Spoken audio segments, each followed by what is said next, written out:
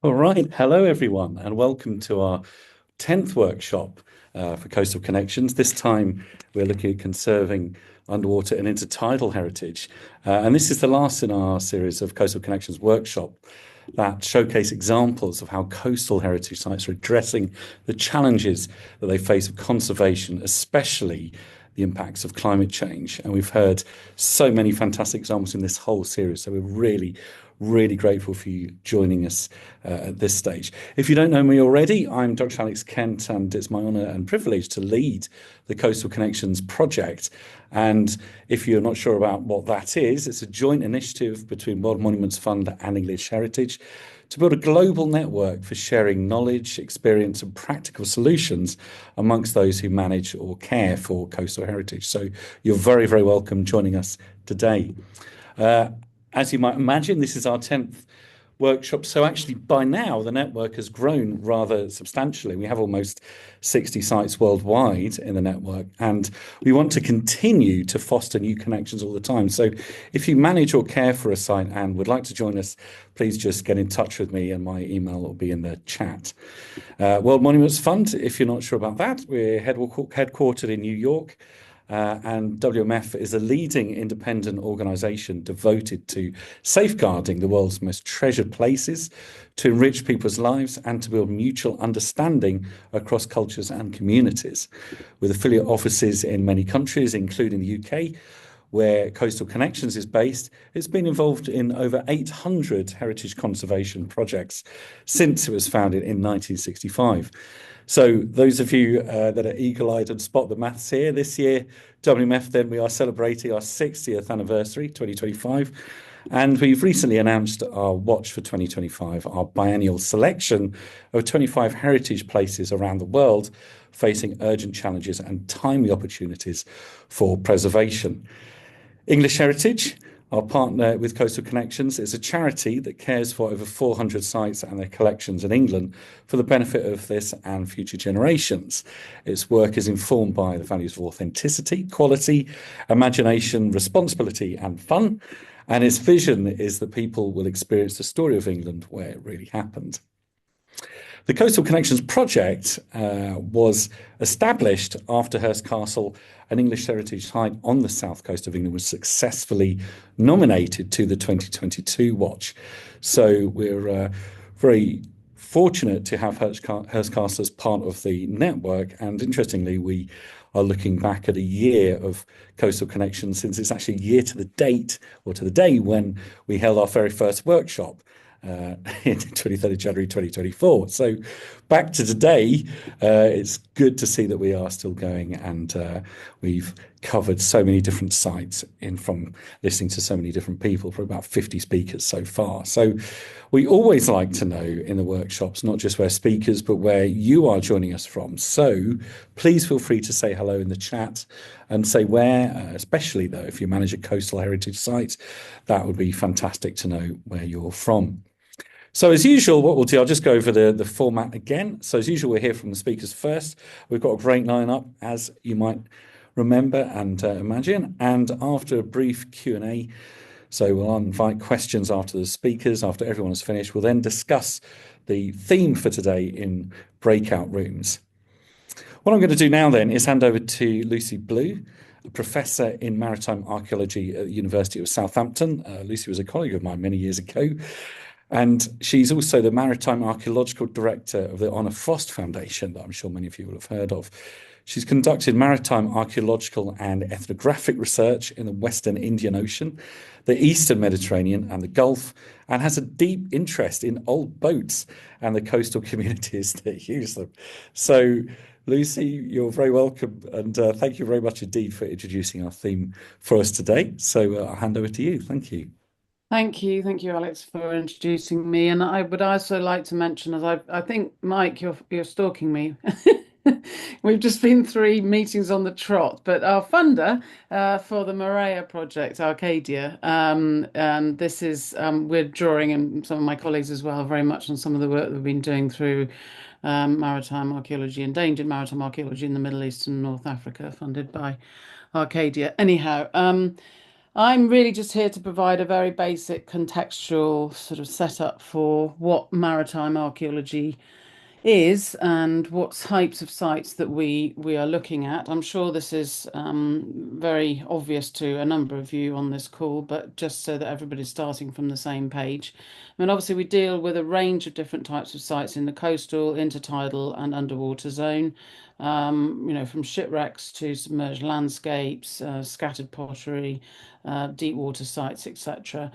Obviously, the key to the issue, which is of importance here today, is how we identify and importantly protect when able these sites. And the critical point here is where and what the sites are, where they're actually located. So if we're looking at a lot of material from the past, we're quite often looking at wooden shipwrecks, organic materials, and as I'm sure quite a lot of you know, organic materials don't survive in the water unless they're buried. So we're looking at anaerobic environments or oxygen free environments where buried materials are then well preserved. But obviously these environments are quite fragile as well. So if there's any disturbance to these environments, whether it's through dredging or coastal movements, or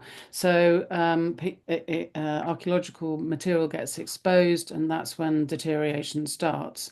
Other materials such as stone and metal are likely to survive more on the seabed. And obviously in the coastal zone, we have a different range of threats, which I'll look at in a minute. So we're very aware that the potential for understanding our past through particularly the underwater heritage is great if it's actually conserved in the right context, i.e. an anaerobic environment. But the threat, because of this fragile nature of the environment in which it's found, particularly in the coastal nearshore zone where a lot of activity, should we say, is taking place, is quite great.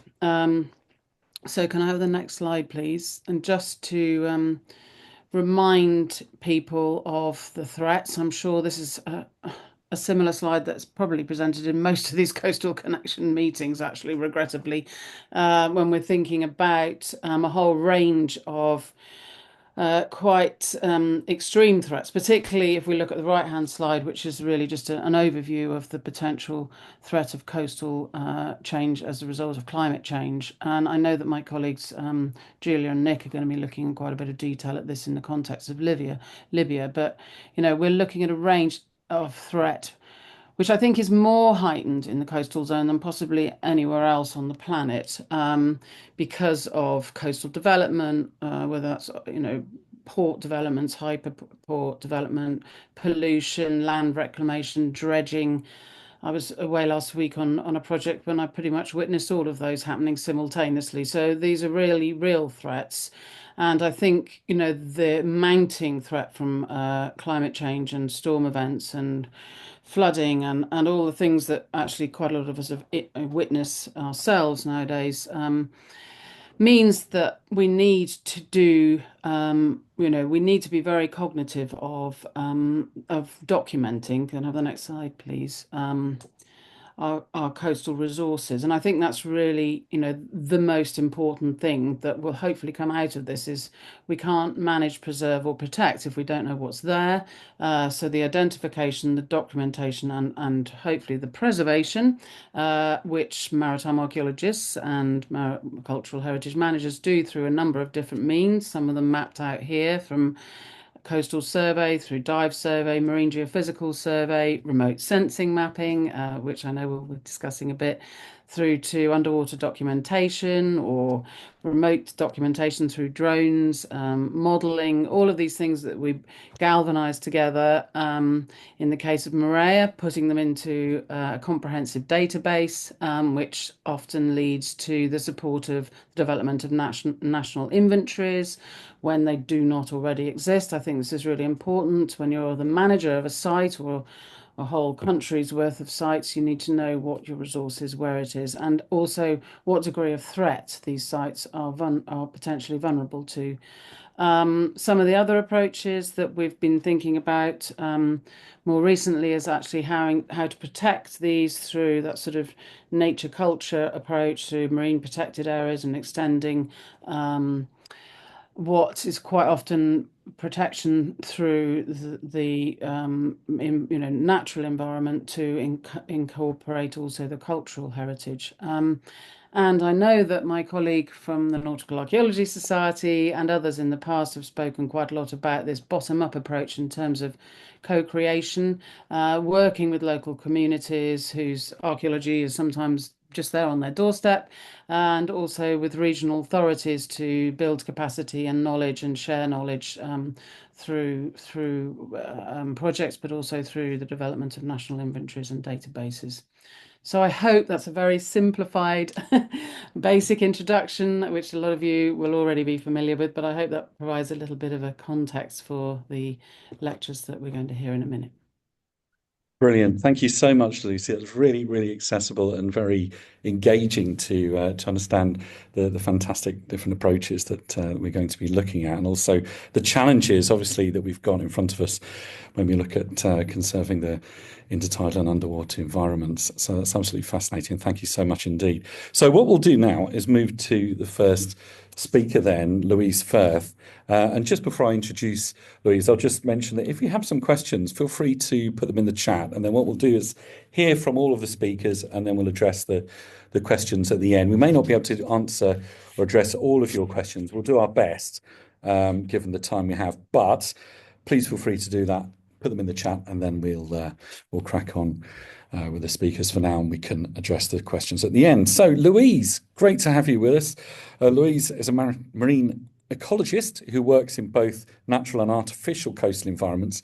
She's interested in the relationship between humans and coastal ecosystems, how this relationship has changed over time, and in developing novel ways of making space for nature in human-dominated environments. So what you have to say, Louise, is hugely important, and we're really looking forward to what you have to say. So please take it away. Thank you very much indeed. Thank you, Alex. Yeah, I think that introduction pretty much covers pretty much what I'm going to cover in this talk. So thank you very much for that. One thing that's actually missing from this initial slide is my logos. I have a logo for University College Cork, which is where I'm currently working and have been for the last year. The logo for my previous place of employment, the University of Plymouth, is missing. And very importantly, the logo for Historic England, who funded a major chunk of this work. So just wanted to acknowledge those before moving forward. And also you'll note that there's a large number of names on the bottom of this slide. Clearly, I have not been working alone in all of this. This is a huge effort by many, many people representing many different fields. It's very much interdisciplinary, transdisciplinary work. I won't go through all of the names, but I've highlighted some of the most important names who've been major contributors to this work in bold there. I just want to highlight Anthony Firth, who approached us largely to sort of approach this work in terms of the intertidal structures to look at their ecological and cultural value. So this is work that we did with Daniel Maudlin and Joseph Paynes, who work in the history department at the University of Plymouth, and also in collaboration with Emma Jones and Aidan Cooper, students from the University of Plymouth. And I also should note Martin Reid and Dhriti Sengupta from PML, who was very much involved in the mapping as well. So just quick nod to all of those people before the next slide, please. Okay, so just the first chunk of this work, there's multiple different parts to this. It's part of work that's coming out. There's a paper coming out fairly soon this year in Oceanography and Marine Biology and Annual Review. And it really was approaching the sort of lost landscapes of Plymouth. Plymouth is referred to as Britain's ocean city. It's very much a cultural landscape shaped by humans and nature. And it has a very interesting and complex coastline with many heritage structures and monuments that are of value to us, but also to marine life as well. And we were very interested to characterize the historical transformations of the coastline and the engineered structures of Plymouth Sound. And we had two main aims for this. The first was to quantify the extent of land reclamation. So this was land that was previously some sort of marine habitat, whether it was wetland, mudflat, or beach, for instance, but it has been converted to land terra firma. And we were interested to quantify that and also try to identify some of the drivers and how they've changed over time. The second objective was to evaluate the multifunctionality of a range of different artificial structures in the intertidal environment along the Plymouth Hove foreshore, plus Plymouth breakwater as well, which I'll focus on. And we had two approaches to this. We were interested in how they were valuable from a cultural heritage perspective, from how they might have been used by humans and their activities, but also the natural heritage value in terms of supporting marine life and marine biodiversity. Next slide, please. So we did this with a range of different methods. So first of all, the land reclamation, we used old maps, we used satellite imagery, we trawled through books and published papers, many different sources to try and put together the full story. I was certainly a little bit surprised to discover quite how much land reclamation there was around Plymouth. I began to get very good at spotting it once I got my eye in. But you can see from the map here on the right-hand side, the red is showing you the extent of the reclaimed land all around the various estuaries of Plymouth. That equates to about 800 hectares of reclaimed land, and it dates back to around 1250 when we have the first documented evidence of the beginning of that land reclamation, which was in Sutton Harbour, the historic heart of the city. Depending on which box you're looking at, depending on which sort of point of interest, the drivers are different, and different things were happening at different times. But for instance, trade was a major driver in places like Sutton Harbour, Stonehouse and Mill Bay, which are ports basically.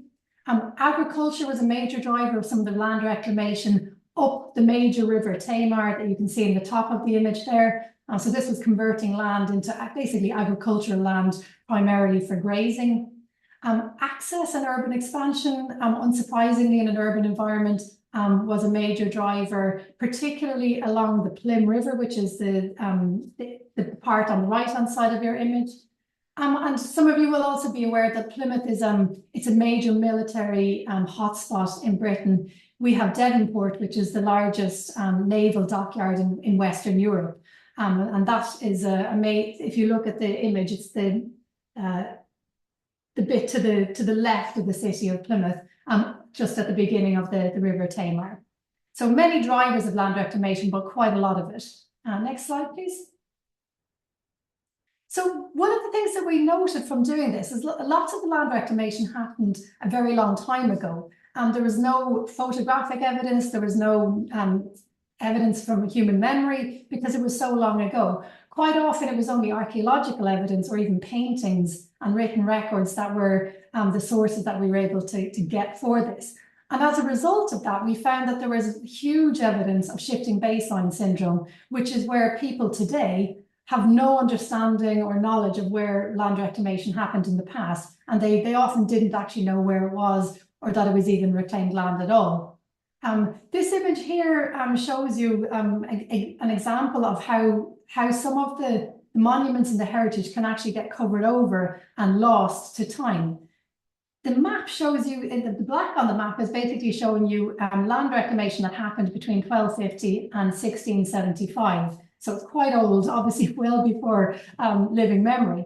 And I've highlighted the area here called this Old Tree Slipway. If you look at the middle image, this is a photograph from an archaeological dig back in the 90s, and that's actually showing you the slipway you can see to the far right of that image, going down towards the sea in the front of the top of the picture. You can see the outline of what were merchant houses in the foreground of the image. And if you look to the right, this is a Google Earth image showing you the site as it currently is today.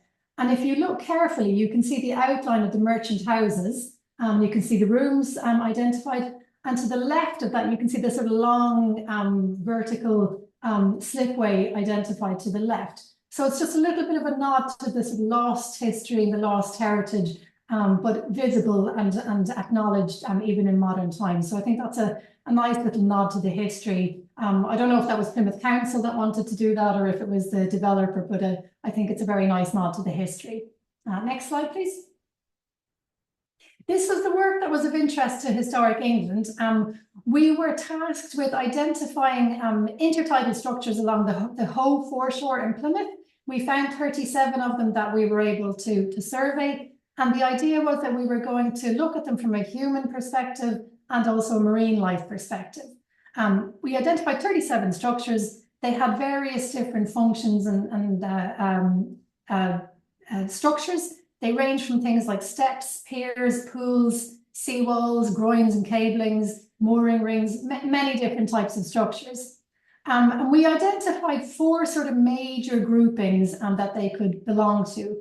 They were either structures associated with the Royal Navy, commercial shipping, tourism and recreation, or access. And many of these supported different activities over time. Joe Paynes, the master's student working with Daniel Maudlin, went into the archives to try and find out as much as he could about these various different structures, where Emma Jones, my student, looked at the marine biology that was associated with these structures. So we're basically coming at each of these structures from two different approaches. Next slide, please.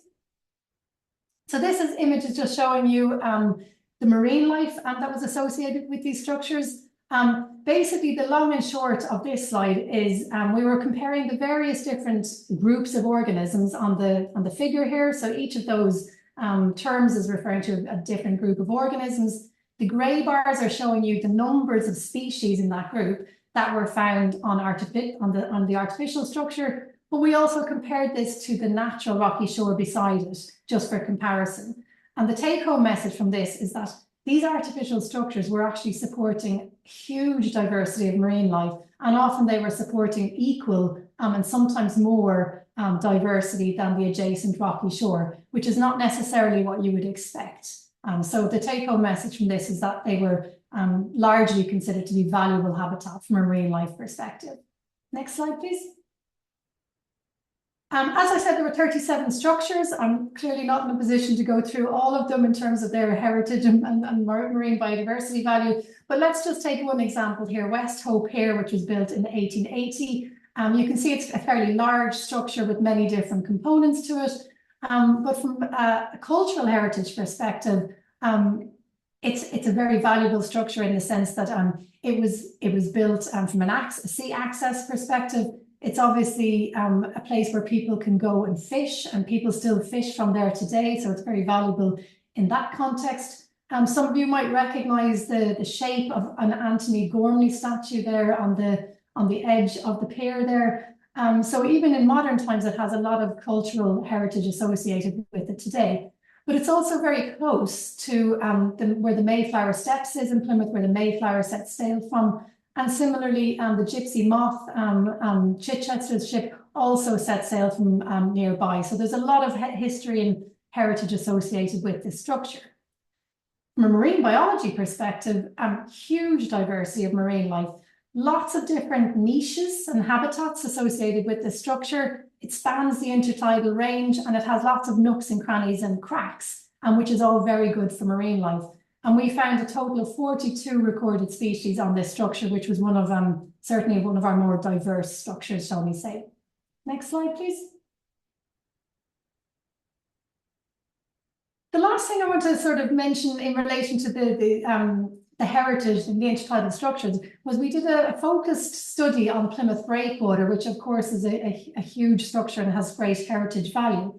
And we were looking at the marine life associated with the different materials on the breakwater.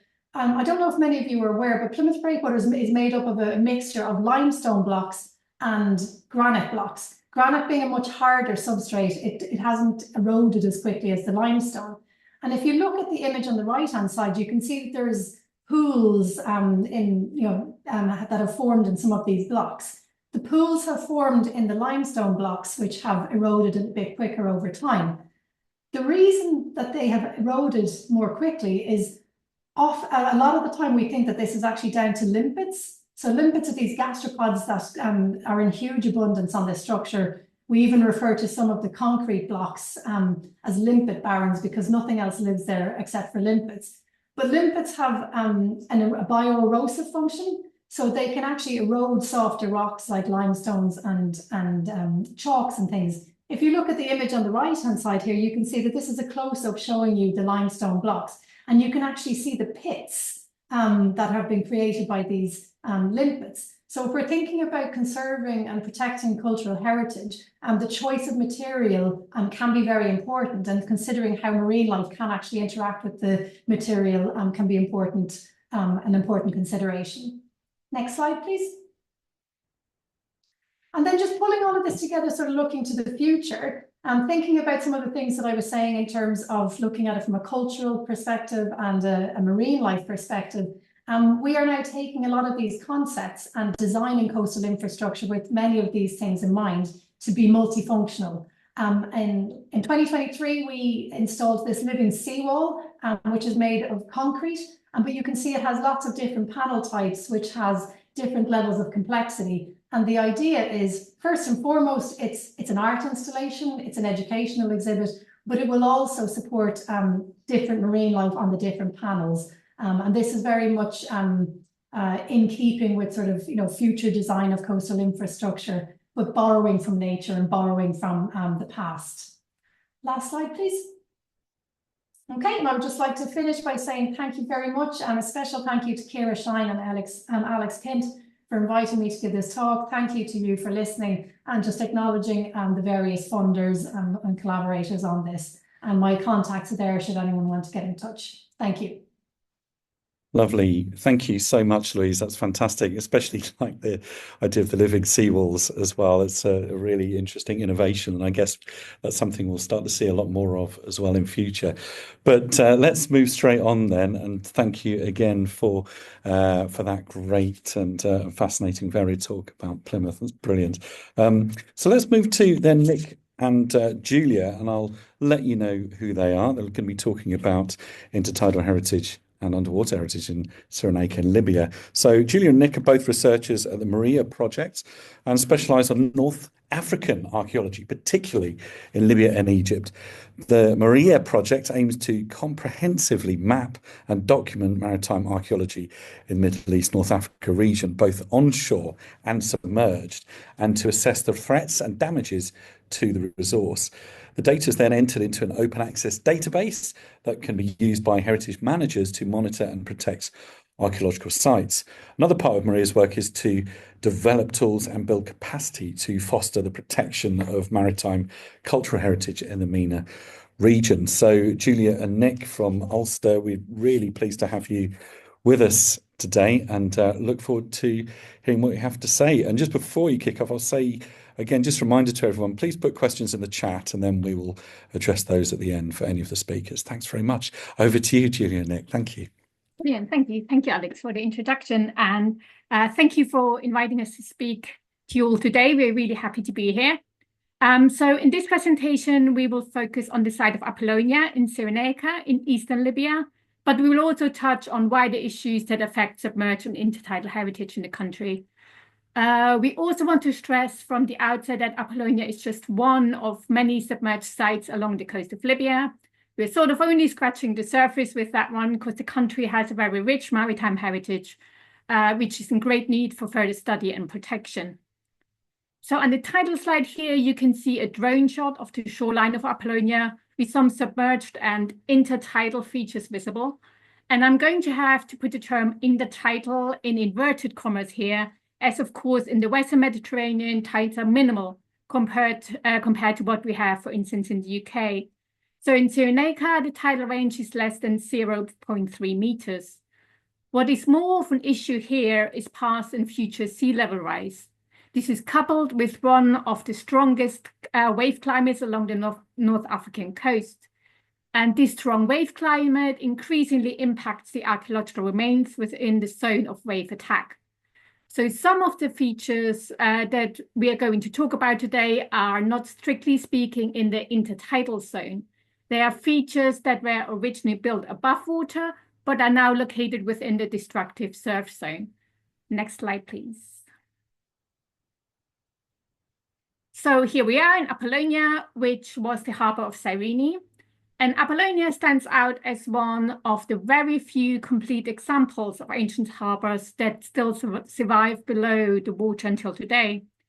The site preserves early features from the 7th and 6th century BCE, and the stratigraphy remains intact all the way up to the Roman period and into late antiquity, which is quite remarkable. This slide shows the location of various features. So the red line marks the outline of the ancient harbour, and the settlement of Apollonia is visible on the green strips, just squeezed between the coastal retreat and modern urban development. Much of this ancient harbour is fully submerged due to major earthquakes between late antiquity and the early Islamic period. These caused tectonic uplifts, which submerged parts of the ancient Libyan coastline by up to 3 meters. Next slide, please. Here on the screen are images showing just some examples of the underwater archaeology. We have the foundation of a building, possibly a temple, on the top right, slipways at the top center, statue fragments at the bottom right, and various architectural industrial features at the bottom center. And along the modern shoreline, within or very close to the surf zone, are industrial features, here on the bottom left, and buildings such as the Roman bath on the top left. Next slide, please. So as in many places along our coastlines, major threats are climate change and related sea level rise. In Libya, this is coupled with these very strong wave patterns I've mentioned before. And at Apollonia, a section of the submerged seawall collapsed in 1960s, which previously offered protection from these strong waves. The cause of this collapse is not entirely clear, but it was probably wave action. The effects of this collapse on the submerged archaeology include increased erosion and perhaps also acceleration in coastal erosion. My colleague Kieran Wesley has modeled past, current, and future impacts of sea level rise using geospatial information and projections from sources like the Deltaris Aqua Monitor or Global Surface Water for past changes, and List Coast project data for future change.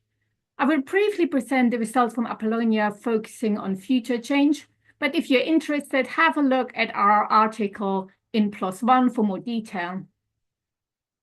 So Kieran has detected a clear pattern of coastal retreat in places up to 0.5 meters a year, with a suggestion of an increase in the rate of erosion in the last 10 years. We can project these rates forward to examine likely effects. These are shown by the yellow lines, dotted for 2050 and solid for 2100. Rates will increase over time due to sea level rise. We use List Coast to model a worst case scenario shown by the red lines. Projecting these onto individual structures gives you a sense of potential loss. We should also consider that the foreshore and the eroding areas will contain unrecorded material, which may be quickly exposed and lost in the erosion process. Next slide, please. Similar erosion patterns can be observed elsewhere, such as to the west of Apollonia at the ancient harbour of Ptolemais and Chokra. So the collapse of the harbour walls or eroding natural features can't be the only issue.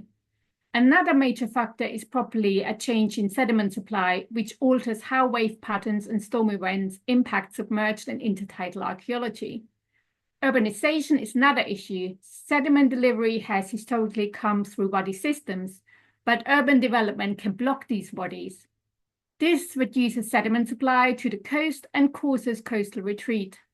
Sand mining, which is happening extensively in Libya, removes protective beaches, resulting in erosion of cliffs and backshore. But moving on from coastal retreat, another major threat to underwater archaeology is dynamite fishing, which is still practiced in Libya. Looting of underwater sites has also increased, especially as diving becomes a more popular activity, and there is a limited awareness of the value of maritime heritage among the general public. And I will now pass over to my colleague, Dr. Nick Ray. Next slide, please. In the second part of this talk, we'll briefly focus on our work in Libya with colleagues from the Department of Antiquities and the universities of Al-Baida and Benghazi, and also talk a little bit about the possible future of maritime archaeology in Libya. In 2020, we established the Cyrenaica Coastal Survey, focusing on documentation and condition assessment of smaller, lesser-known submerged and coastal sites between Apollonia and Tokra. This was completed through remote documentation by Maria and follow-up surveys by our Libyan colleagues. Next slide, please.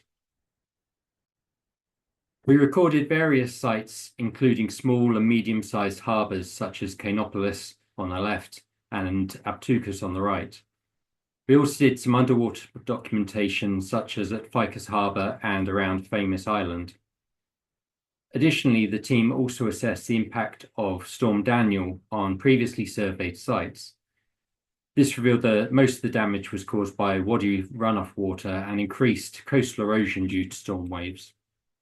Next slide, please. Another focus of our recent work was capacity building. Last year, 6 Libyan archaeologists from the Department of Antiquities and the University of Benghazi, who were all qualified divers, participated in an intense 10-day program organized by Maria, focusing on underwater recording techniques and methodologies. This was supported by the Centre for Maritime Archaeology at Alexandria University and funded by the British Council's Cultural Protection Fund programme. After the training, the participants conducted mini projects in Libya to solidify their skills. So on the left, you can see the Cyrenaican team preparing for their dive, and you can see objects they documented at Tokris Harbour. On the right, the Tripolitanian team in Western Libya dived at a Roman villa site east of Sabratha, recording amphorae, anchors, and architectural remains. As part of this Cultural Protection Fund project, the participants are currently receiving further professional in-country PADI dive training to enhance their diving skills. Next slide, please. All this recent work has highlighted the clear need for more in-country capacity so they can document and manage their underwater archaeology. A further step in this direction is the establishment of a dedicated Centre for Integrated Maritime Research in Libya.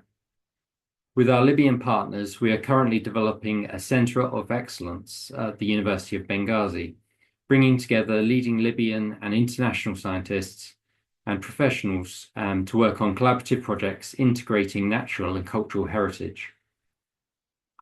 Another recent development that we were involved in, which was only signed off on only in the last month or so, is the creation of an official government-approved Centre for Maritime Archaeology at the Department of Antiquities in Libya. The centre will house relevant equipment, record and monitor maritime-specific heritage, act as a training centre to develop expertise, and take a leading role when working with foreign missions. So Libya is certainly on the right path to document and protect its rich underwater heritage, but much more work and support is needed to guarantee future success. These include some of the points laid out on the slide here, including training in underwater recording, theory, methodology, documentation, heritage inventories, site management, and conservation methods. Next slide, please. Thank you. Thanks very much indeed, Julian, Nick. And again, another fantastic exposition of all the hard work you are doing, and also highlighting the value of the incredibly vulnerable and challenging archaeology that you're looking at. So thank you very much indeed for that and for sharing your insights with us. We look forward to discussing more about that with you later on. So thank you. Just another nudge to say, please, those of you that are listening in, feel free to put your questions in the chat. We will deal with those, handle them at the end of all of the speakers. So feel free to just type your questions in, and we'll address those later. We're now going to move to Caesar Bita. We're going to move geographically as well to Kenya, still staying on the same continent, and hopefully, Caesar, you can tune in and hear us. I understand you've just come off a boat or a ship, so thank you very much indeed for joining us. And we really look forward to hearing what you have to say. I'll just introduce you first of all before you you do that. So Dr. Bita is an underwater and marine cultural research scientist working for the National Museums of Kenya and is head of the Department of Coastal Archaeology at Fort Jesus Museum in Mombasa, Kenya. Caesar has a PhD in archaeology and has undertaken many underwater archaeological surveys in the East African coast, including Kenya and Tanzania. In collaboration with UNESCO, he's managed and coordinated several sub-Saharan regional training workshops on underwater cultural heritage management. He is also the holder of the 2019 Golden Trident Doro Award by the International Academy of Underwater Sciences and Techniques for his work as a scientific diver and underwater archaeologist. So thank you for joining us, Caesar, and we'll look forward to hearing what you have to say. Over to you. Thank you so much, Alex. I'm happy to be here with you today. And sorry, I've just come from the field, but I'll try to go through this presentation. Actually, what we're doing here now is we're doing much of the documentation and research of maritime cultural heritage that we have in this region.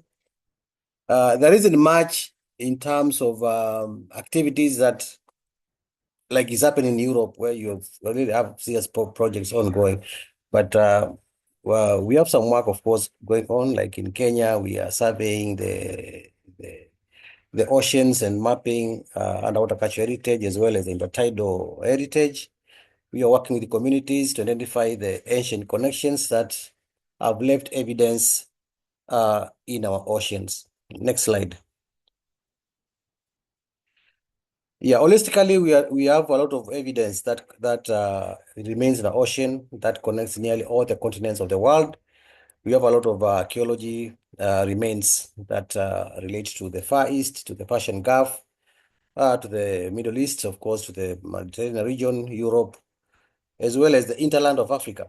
And so the East African coast is a region full of evidence of connections and a lot of archaeology that deserves preservation and protection. So the Indian Ocean itself has been a connecting point for different people who have left this evidence in terms of shipwrecks, monuments, archaeological artifacts, and a lot of archaeology that is still evident in the region. Next slide. The ongoing research, actually, as I said, of documenting the underwater and maritime cultural heritage in the region is recovering a lot of interesting archaeological remains. For example, the images you're seeing there, these are from the island of Mafia in Tanzania, where we were able to identify some ancient settlements that are submerged underwater, and a lot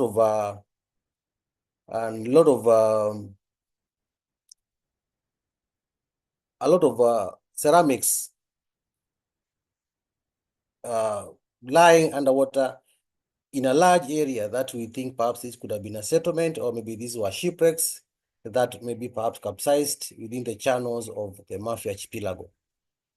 On the left of that slide, you can see a standing wall there that is underwater. Bottom left is actually layers of you can see the construction, the wall that is stones and layers of building material that are connecting the wall, and this underwater.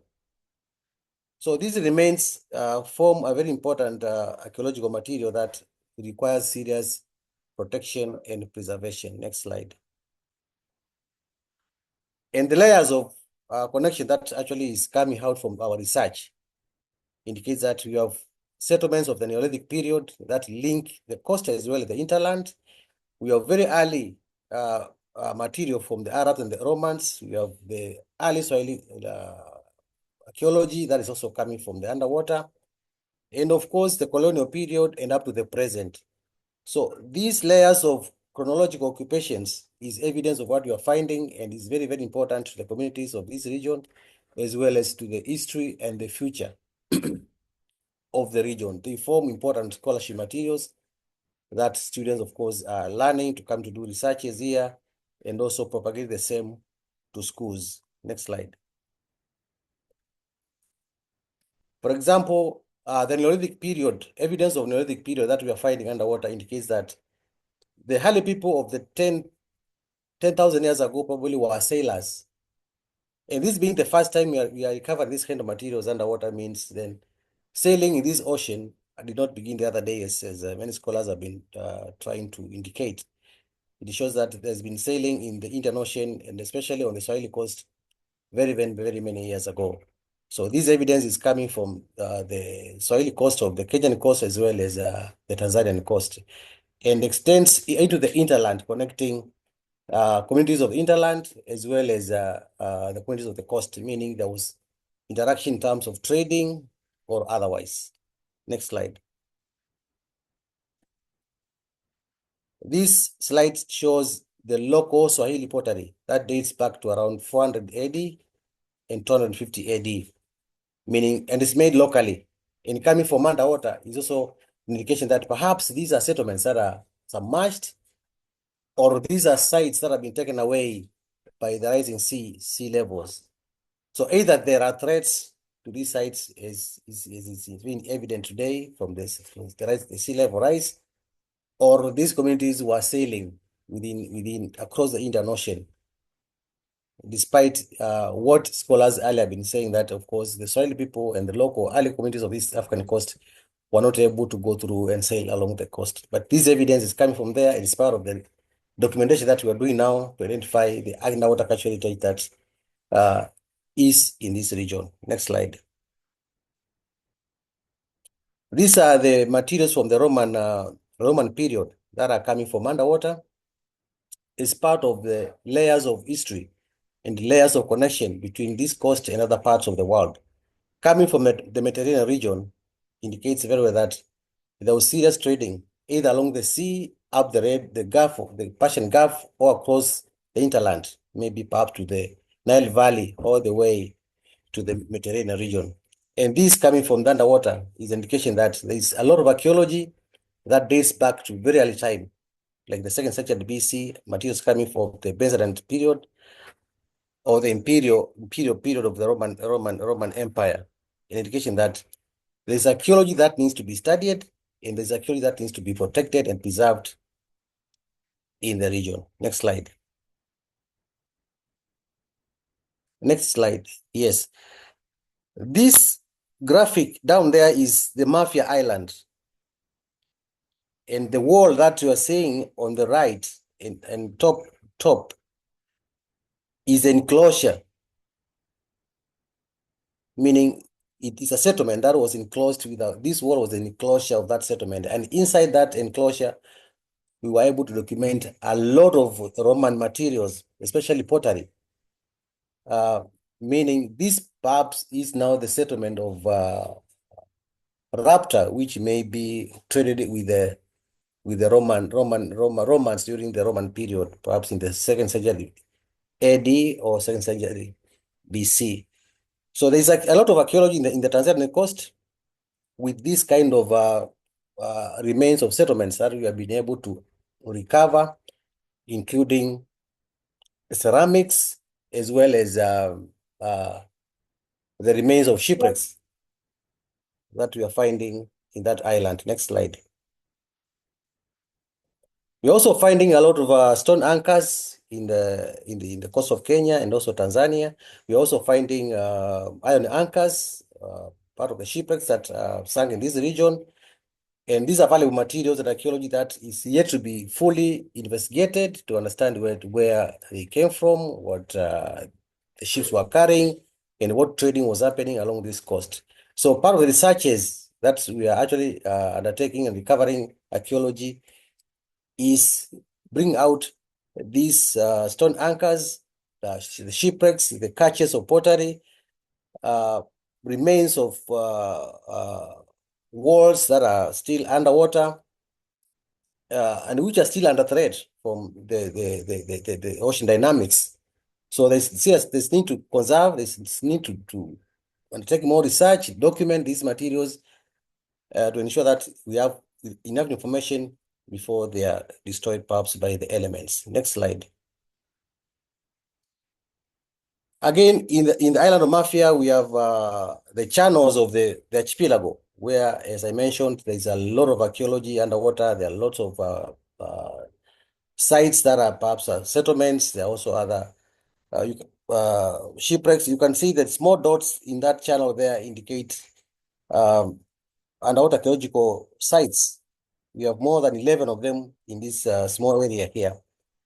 And also in these square boxes up there, we recovered a traditional fencing that date back very many years ago, and that are still in practice. The traditional practices that the people are still carrying forward with them. And these are material that needs to be protected, and these technologies that needs also to be protected. Next slide. There are also shipwrecks that we are actually recovering. A lot of them in this coast in Kenya. We have now more than the ones that so far documented. We have more than 50 shipwrecks. And in Tanzania, we are still undertaking more surveys and recovering new sites that are giving us more evidence of connections, and that need to be documented properly, investigated, and also protected, because there's serious threat of these sites from the local communities, where people are going in and looting materials, and also cutting scrap metal from the sites, and also salvaging some of the materials that are in these shipwrecks. Next slide. There are also efforts that we are undertaking in this region to protect and also ensure that these sites are propagated for the future. And one of them is identifying the stakeholders that include not only government institutions that are involved in the management of heritage, but also local communities and all other institutions that are key to the protection of the sites. And National Museums of Kenya is the key custodian of this heritage and is involved in bringing together all the other stakeholders so that we can ensure these sites are protected. Next slide.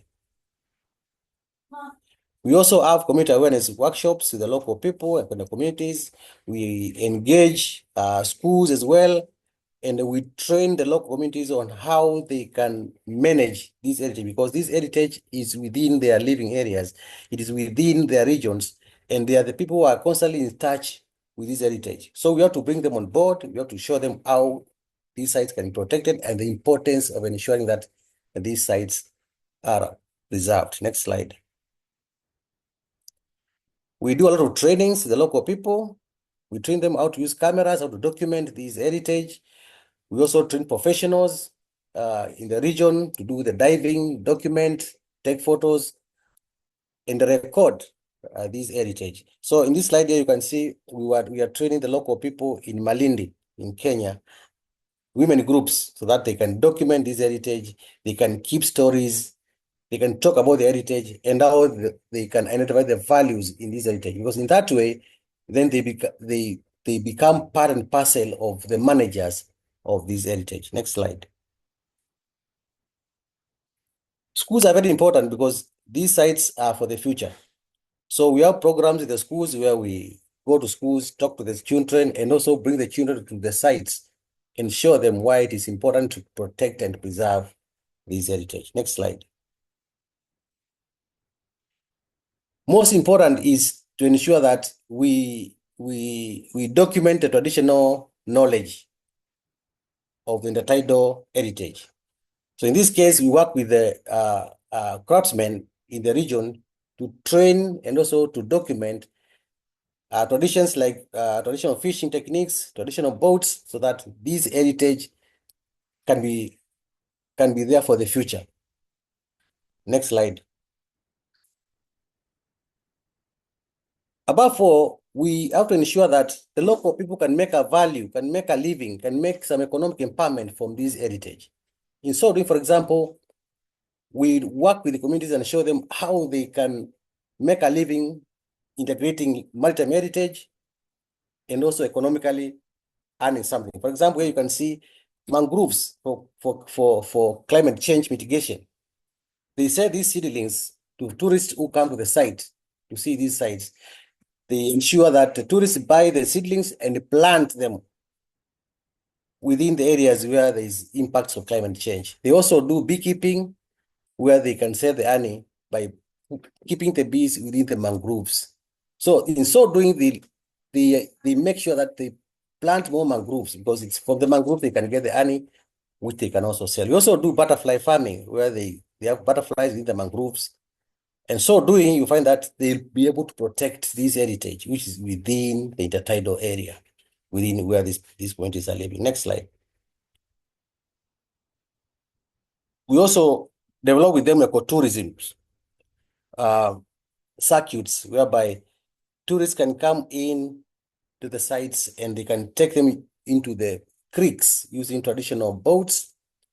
We also build boardwalks, which are eco-friendly, so that the local people can run these enterprises and also protect this heritage. In so doing, they cannot cut the mangroves.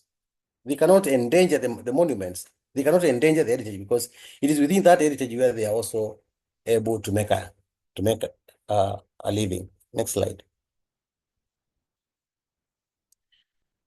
So those ventures that we develop with the local people, actually they are all up. They form now the maritime heritage cycle, whereby we make the people understand the value of underwater cultural heritage and how they can value this heritage, which increases the interest to conserve by the local people. And then cumulatively, the community can also benefit from this heritage by, for example, doing beekeeping, doing ecotourism within the sites. For example, organic farming.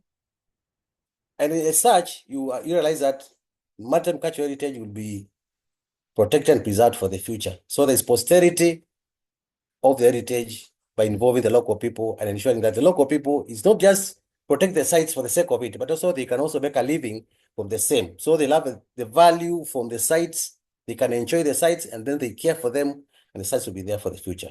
Next slide. Yes, that is for me for now. Thank you so much. Fantastic. Thank you so much, Caesar. That's a brilliant and very comprehensive survey of not only the value of the archaeological sites that you're looking at and their preservation, but also some of the fantastic adaptation strategies as well that have been adopted. I particularly like the learning about the beekeeping and the butterfly farming, the mangroves there. That's really, really fantastic. And hopefully we'll find out more about that later. So thank you very much indeed.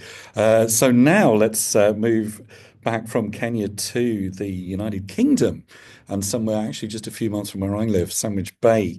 So Peta Knott, great to have you with us, Education Manager at the Nautical Archaeological Society. So just to introduce Peta, she trained as a maritime archaeologist at Flinders University and also completed her commercial diving qualifications in Australia. A lot of divers with us today. She has lived in the United Kingdom for the last 11 years, first working as a commercial maritime archaeologist for Wessex Archaeology, and then finding a true calling, like you, as a community archaeologist working with Nautical Archaeological Society.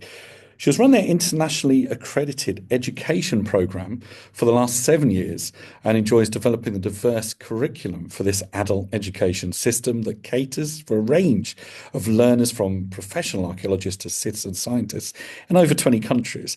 Peter has run community archaeology training at Sandwich Bay since 2018, and you still find it a fascinating site, Peter, which is really good to know. So I'm delighted to have you with us, and I now hand over to you. Thanks very much. Thank you very much, Alex. So thank you very much for this opportunity to share the community archaeology work that the Nautical Archaeology Society has been doing at Sandwich Bay for the last 6 years.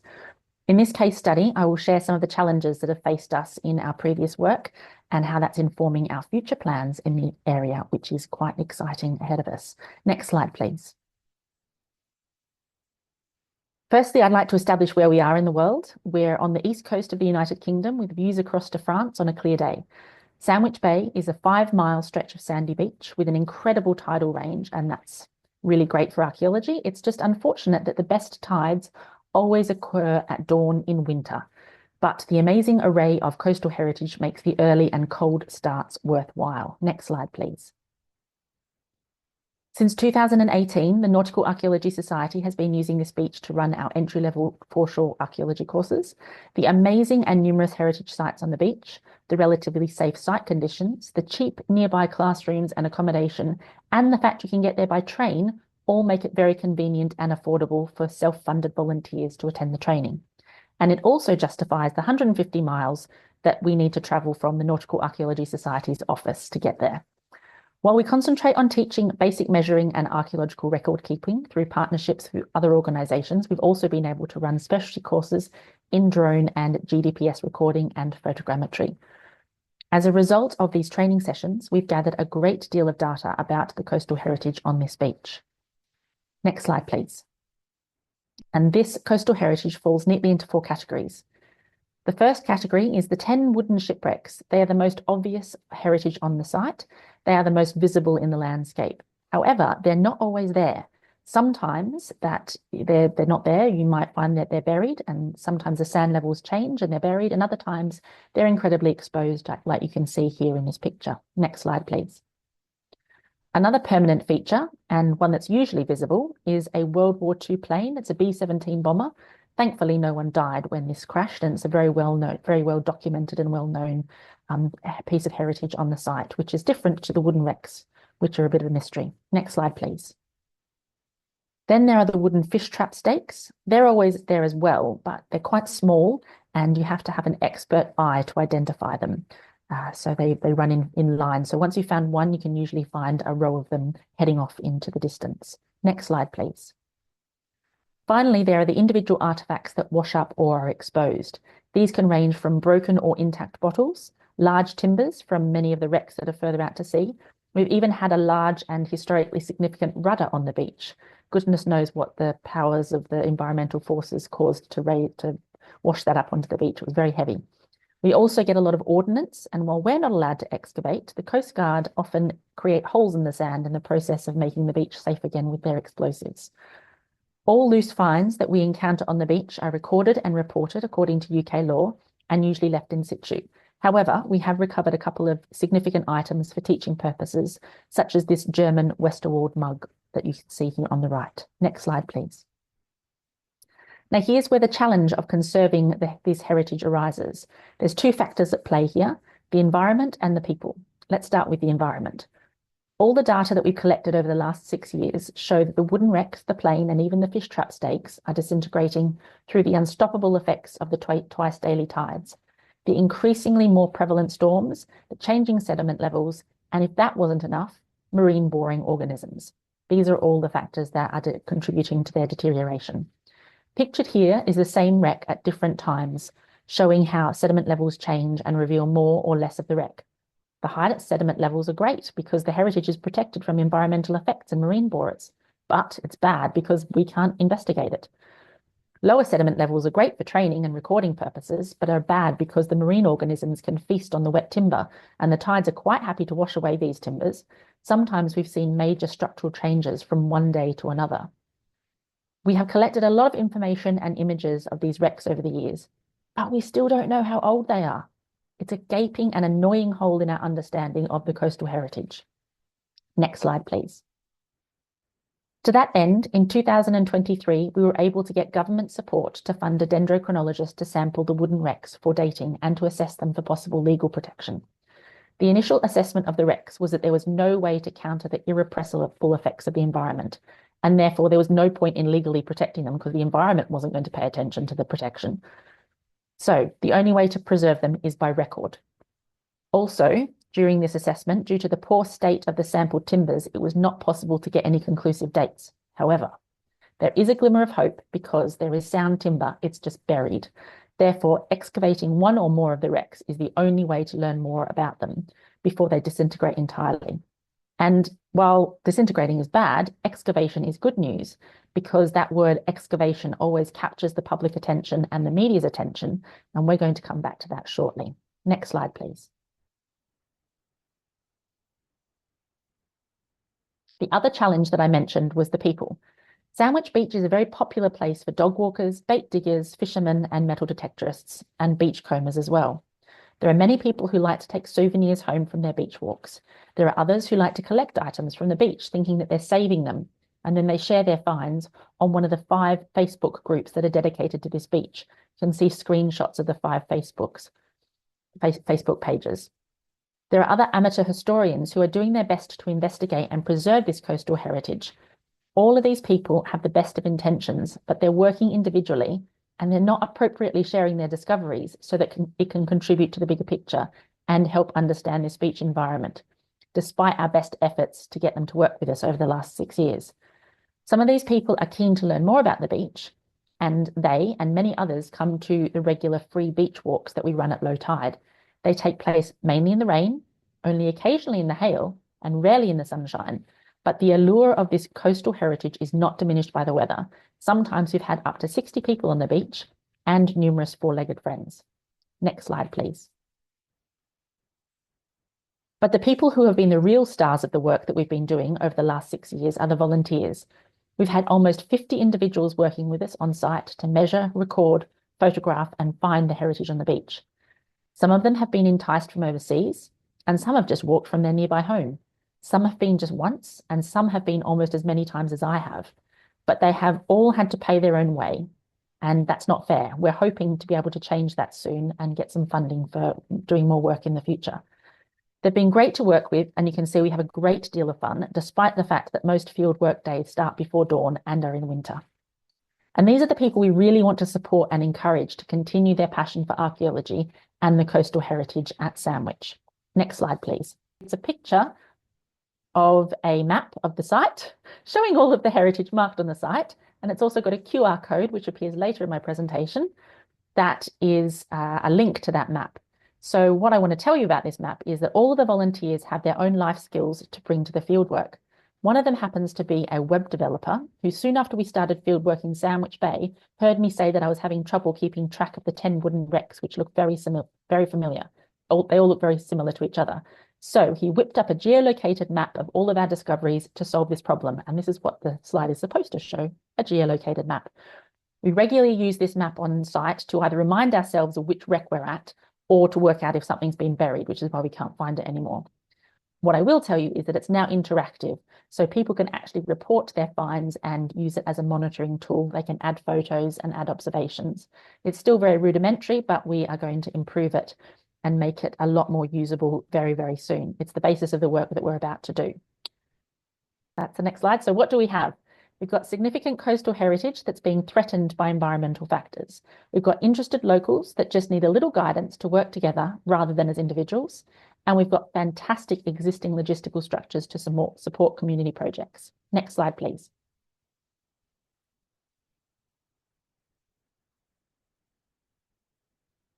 So what do we need? An independent community group to direct activities that record and promote Sandwich Bay coastal heritage. We need to harness the challenge of people and bring all those interested in Sandwich Bay heritage to work together, which is why we are applying for a major 3-year grant to get this group started. So what are the activities that they might like to start with? Well, they could use the app that I just described before to use on regular low tide walks to monitor the condition of the permanent heritage.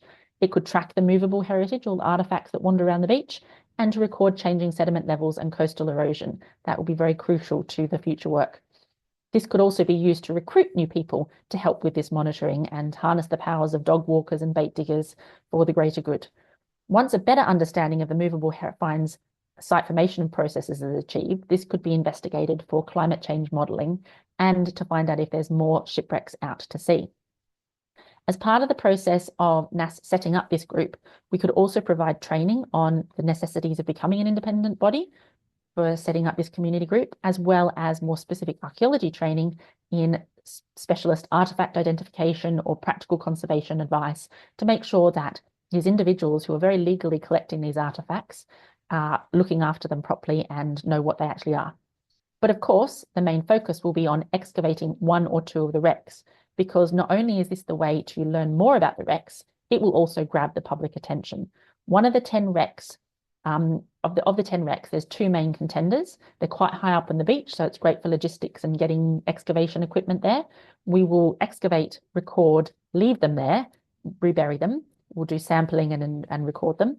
But while most of the wrecks are just the lower hull remains, there's one that still has evidence of the main deck, although that's disintegrating as we speak.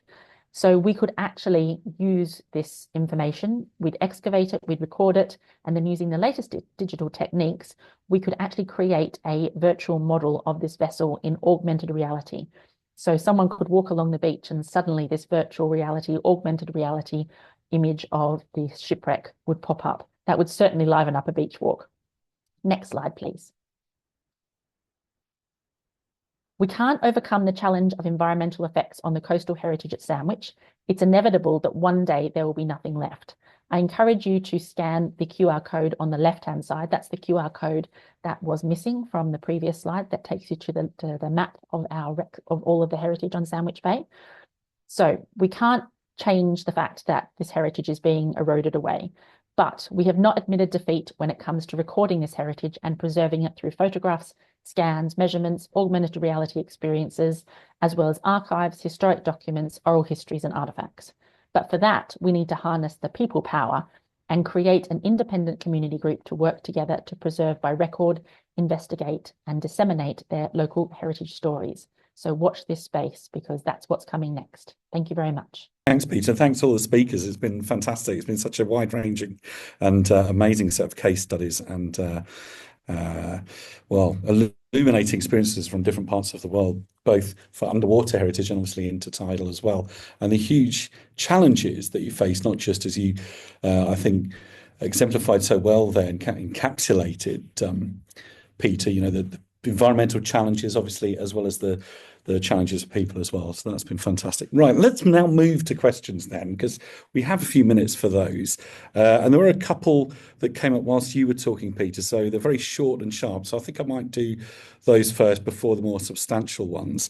So perhaps this is one for you, Peter, then. This is Marvin Tayada, perhaps. Is it safe to excavate these sites? And Sophie Honey asks, perhaps you could take these together, Peter. So is it safe to excavate? And Sophie Honey asks, is carbon-14 dating of the wrecks not possible? So I'm not quite sure what you mean by safe to excavate these wrecks. If we were excavating these wrecks, I have a feeling that the trench is only going to be about 1 meter deep. There's not much of these left, but there's all sorts of different ways. Yeah, I'm not quite sure how to interpret that. Is it safe to excavate? But I can assure you there will be a very detailed risk assessment. A similar excavation has been done of a similar size type vessel just around the corner in Tankerton, which is just also on the Kent coast. That was done a couple of years ago. We will be taking examples and inspiration from them and advice from them on how to do it. Intertidal excavation is entirely different from terrestrial, entirely different from underwater, so there will be lots of risk assessments, and we will make sure it is safe, and it will be amazing. But yeah, we will have to kind of excavate every 6 hours because it'll just be washed away at every tide. Anyway, just sorry, Peter, just to interject there, Marvin's just clarified. I mean to excavate without damaging the artifact, without damaging the wrecks. Oh yes, no, we'll make sure that we won't damage that at all. Yes, absolutely. The other question about carbon-14. The C4 dating, yes, it is the timber samples that were taken were too degraded they were just too worm-eaten to get tree ring dating. And I am not an expert in this. I don't know, I think we could have had C4 carbon dating done, but that would have cost more. And we had already used up our money. We'd used up our goodwill from Historic England for that. So that is in the future. We will do more of that in the future. Great, thanks, Peter. Question here for Julia and Nick from Helen Thomas. In your context, is there any research on how climate change will impact wave action? Is that part of the sea level rise projections? There's certainly broader research done on this, but particularly in Libya or along the coast of Cyrenaica, to the best of my knowledge, which may not be 100% covering everything, I don't think so. And with our research, we used satellite imagery, sort of medium high resolution satellite imagery over a long period of time to see how the coast has changed, and then projecting forward how it will change based on these past changes and how global warming might be progressing. But I'm happy to also get people in touch with Kieran, who's done all this amazing work on the sea level change and change of the coast, how it's going to move. So yeah, if you have more questions, do let me know. Yeah, thanks very much indeed, Julia. That's fantastic. It's good to see some more questions here. I think maybe this might be for you, Louise. So this is from Stephen Cameron. I'm a landscape seascape researcher, formerly from County Antrim, Northern Ireland, and part of a small team involved with the Larne Loch Archaeological Survey 2020-2023. Many archaeological features were identified, including a possible tidal mill dam. We gave a presentation to the Ulster Archaeological Society lecture series and several other societies. All sites identified were reported in January 2021 to the agency responsible for recording sites. But is there a national database where these sites could be recorded? So I guess those from the Larne Loch Archaeological Survey, for example, something more national. Do you know who might be able to help with that, Louise? Yes, I'm not the person who can help with that. But one of the bolded names at the beginning of my talk, Martin Reid, he's an archaeologist based at the University of Plymouth. I didn't talk about it in this talk because I didn't have time, but a major feature of that paper that's coming out this year is actually tidal mills. And Martin Reid would be an expert on tidal mills in a Plymouth context. I can certainly, if you wouldn't mind, maybe send me an email directly and I can put you in touch with Martin, and he's definitely the best person to know if such an inventory exists. Brilliant. I'll put my email in the chat so you have it, and if you want to contact me directly. Thank you. Lovely. Thanks, Louise. That's great. And it's brilliant when we have these new connections that we're being made. That's what we're all about, and particularly if we can help people to add more information and exchange knowledge, that's great. So okay, a couple of others here. Again, Marvin has asked, this time there's a couple here. This time I'll take the one about the Pacific nations first. So Marvin Tayada again, ancient coastal cities with tangible heritage in the Pacific nations were from time immemorial centres of commerce, and trades were disappearing due to climate change effects. What are your thoughts on that? So I guess thoughts on maybe the conservation, preservation of Pacific heritage or tangible heritage in the Pacific nations. And if anyone has any points of view on that particular part of the world, it'd be good to hear that. I don't know if there's any insights perhaps from any of you particularly, or if anyone wants to pitch in.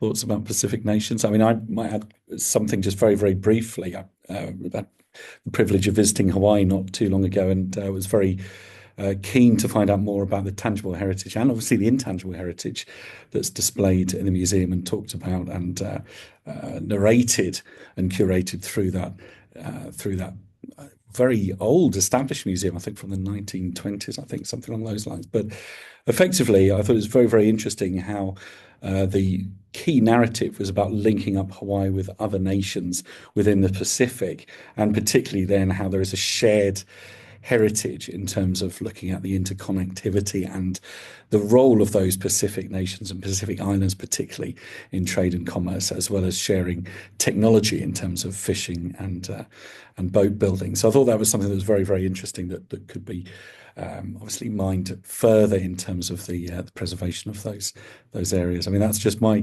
poultry experience, Marvin, but I think again something very useful that could come from the traditions of the Pacific nations. And again, those are nations that we're hoping to build many more connections with coastal connections. Thanks. That's great. Right, let me just see if we have any more then that we can draw on. If not, we'll move to the discussions. So this is Ray Heaton. So maybe just a comment again, maybe Louise, you might understand more about this, or Peter from the UK perspective. So Ray asks, I would be interested to have information or contact with any projects where coastal archaeology issues meet wildlife habitat needs. I work with several wildlife charities, including Wader Quest, a charity that promotes international bird protection, especially at seasonally vulnerable coastal sites. and also the interests of archaeology, wildlife synergy, turtle nesting beaches, and important areas of coastal vegetation like mangrove seagrass beds that would be of great interest. I don't know, again, just to reiterate, if anyone knows of projects where you've got this interface between coastal archaeology and wildlife habitat needs. I dare say there's a few, but if any of the panel wants to highlight any that they're aware of, that would be helpful. If not, we can follow that up later. I'm happy to answer that. Go for it, Peter. Because it's my project, Sandwich. Sandwich is one of the challenges that I didn't go into was that this site is a bird sanctuary. It's a Ramsar site. It's a triple SI. It's just got so many layers of protection. So we've got lots and lots of stakeholders, official as well as community groups that are consulted with all of the work we do. So it's very fortunate that the tides also respect the birds. So we can't work there in summer because the tides aren't suitable for us. But also that's when all the birds are getting busy making new birds. So we have to time things very specifically. We also have to alter the route that we walk, and we actually are based at the Sandwich Bay Bird Observatory. That's where the good accommodation and classrooms are. So we work very well with them. We also work with Kent Wildlife Trust so that we make sure we keep everyone happy, both the authorities and all of the wildlife that we are working with. And while it's been a kind of avoidance process so far, when we have our funding, we will make sure it's a lot more inclusive because it's just such an important part of the site. And I think increasingly, you've got to blend the heritage and the natural environment a lot more to not only get funding, but because it just makes sense. So I'd like to contribute that to the discussion. I'm sure there's many other examples out there, but we also partner with Sea Search for lots of our training because basically wrecks are substrates for marine growth to live on. So yeah, there's lots of examples out there. Thank you. Brilliant. Thanks a lot, Peter. That's great. And Julia and Nick, do you want to contribute? Yeah, the Maria project, we're in early stages of looking into integrating cultural and natural heritage protection in coastal areas, specifically marine protected areas, and looking at how strategies of management can be amended or integrated to actually combine these two elements. Brilliant. Thank you very much indeed. That's great. Good to know, Nick. Thanks for that. Just been having a look again at the chat. There's some really good examples there. Karen has very helpfully posted the web address, the link to the museum in Fiji, and again some contacts there that might be very useful. Again, it's often difficult for these workshops, the timing of them for those in the Pacific nations to join us, and again that's one of the difficulties I think for a lot of places in the world, but quite often small island independent states have the most to gain from these conversations, these connections as well. So we're very much looking forward to developing further contact with those, and particularly as their heritage and their approaches to understanding the difficulties, let's say the challenges of climate change, have got a lot to offer the rest of the world. So I think that would be really helpful, Karen. Thanks very much indeed for that. Right, I know time's getting on a bit, so I think we need to move to the more interactive part of the workshop. So really grateful to all of our speakers and how they've really enlightened us and pushed our perspectives further with their case studies. And again, Coastal Connections is all about case studies. That's really, really important to understand what is going on where and to understand how challenges of climate change are being addressed in many different ways. So what we're going to do, we do this every time we have a workshop, we'll break out into small rooms, small groups, and we'll discuss these questions here, which you should then see in those rooms. So how the speakers there challenge your thinking on approaches to conserving coastal heritage, and then could their approaches to conserving heritage be implemented for a site you care for, whether you're a site manager or not. And we'll have about 20 minutes for the discussion. It's a really good opportunity to talk to one another, introduce each other, and understand really some of the challenges that perhaps are being faced from different parts of the world, and also to share solutions and knowledge. So it's one of the really useful elements of what we've been doing with the whole Coastal Connections programme. So without further ado, we'll go into that. We'll have about 20 minutes and then we'll come back and just feedback on some of the key points from each of those rooms. And what I will say, just before we do that, feel free to also record any of the points you think are useful, in fact, anything really you find interesting, on the Padlet board. So we'll give you a link to that, which is effectively like a Miro board. It's an online board that you just type responses to, type in any text, and that will record some of the discussions that we've had, because obviously we can't do audio for each of the different rooms, for example. So if you'd like to go into the groups, I'll ask my colleague Kira to do that in a second, and then we'll come back after about 20 minutes and we'll have a roundup, and then we'll draw things to a close. But I'll see you in one of the groups, and I hope you enjoy the discussions. Thanks a lot. Okay, over to you, Kira. Let's start the next bit. Okay, brilliant. So I think if there's anyone from the group that had Amy in it, Amy Iwasaki, I don't know, and Anthony Firth, good to see you. I don't know if you want to report back on some of the conversations that you had, and I'll do my best to summarize ours. So actually in our group, I think something very beautiful was happening. Ooh. Maybe that is sort of the point of these Coastal Connections workshops, where some of our participants were sharing about the work that they're doing and kind of crowdsourcing solutions for how to support their work. And first of all, we talked about the usefulness of talking about community involvement and how these the ideas were enlightening from the presentations. But then one of our participants, Marvin, he talked about some issues that he's facing in the Philippines as an island nation, where it's very difficult to find the exact locations of some of these settlements, these past settlements, and the difficulties in searching for these sort of lost underwater civilizations. And we had a solution from the Netherlands of using drones that can do LiDAR underwater.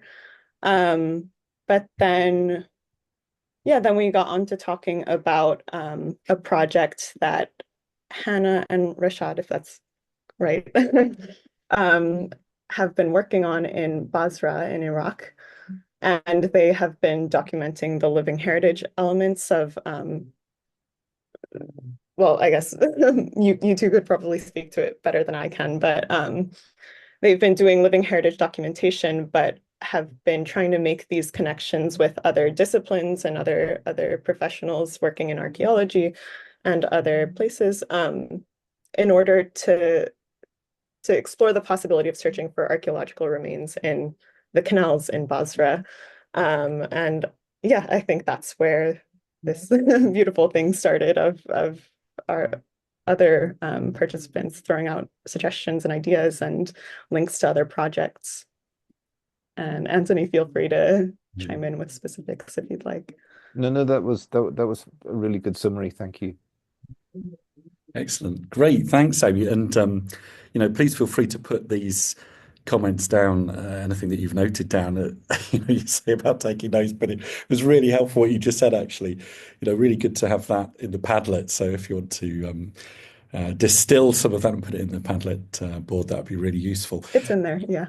Great, thanks. I mean, our group, again, interesting, was made up a lot of the speakers, which was good. We had further discussions about some of the talks and some of the issues that arose, I think. Many ways we ended up talking about maps. I don't know if that's my fault or not, but anyway, we did, about how they could, and other geospatial technologies really, in making what is invisible visible, and then had a bit of a discussion about what might be the advantages and disadvantages of that, particularly if you've got community archaeology projects where you sort of present the information, the data effectively, or the intelligence of where some of the finds are, and then by putting it out there, does that then cause issues for making it perhaps a little bit more problematic, because you might then open things up to allowing anyone to use that data to take some of the stuff away from the finds away from the sites. But then again, as Peter and others pointed out, well, that sort of thing is happening anyway. It's more of the frustration of what people do with the artifacts when they take them away. They might just put them on their mantelpiece or something and not necessarily share the information or want to put them somewhere else, maybe a little bit more appropriate. We also then talked a little bit about how you protect some of those sites or prevent people from doing that sort of thing. There was a case study in Croatia that was mentioned briefly about cages being put over wrecks to prevent that, but then the cages started to deteriorate and that caused some more environmental problems.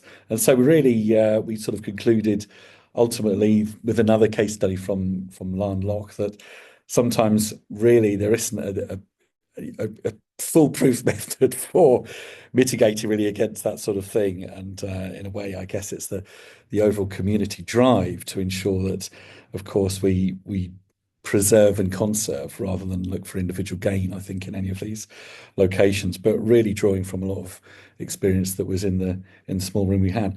I don't know if anyone that I had in my group there would want to add anything to that. Feel free to chip in. I know we had quite a few speakers, Helen, Thomas, a few others. If you want to add anything, please feel free to do that.